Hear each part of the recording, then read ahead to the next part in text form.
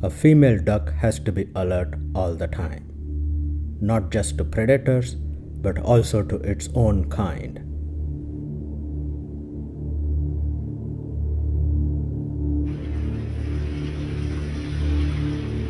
A male Harlequin duck is in the mood.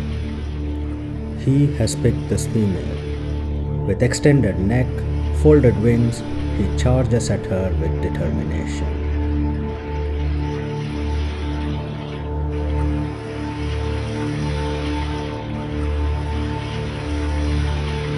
Another male joins the chase and uses his wings to propel faster.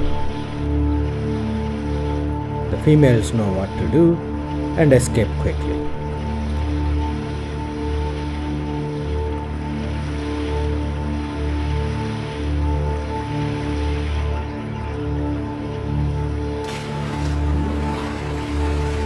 All this is over within a second. Out in the ocean, the males are not looking to mate. The mating occurs inland in late spring. Then why perform this ritual? Harlequin ducks mate for life. The females are taken early when they are about a year old. The males wait for 3 to 4 years.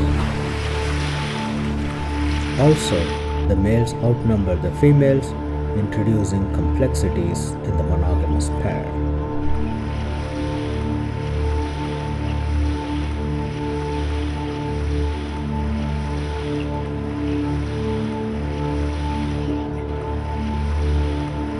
In the spring, the ducks migrate inland by swimming upstream in the rivers to their breeding ground, which is the same every year.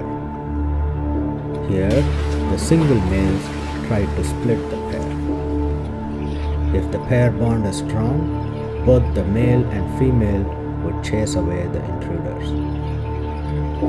On some occasions, the female herself may incite the single male and go for divorce or engage in extra pair copulations. So perhaps these chases that happen in the ocean throughout the winter test the strength of the pair bond as a preparation for the real business in the breeding ground much later.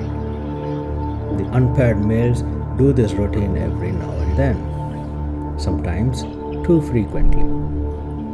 This female senses a male getting ready to chase her. Instead of running away, she turns around.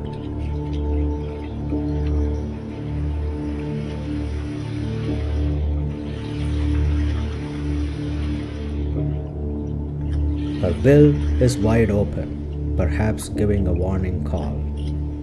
The male is confused. As the female approaches him, he instinctively extends his neck in a courtship response. But this is not a courtship ritual, and her intentions are clear.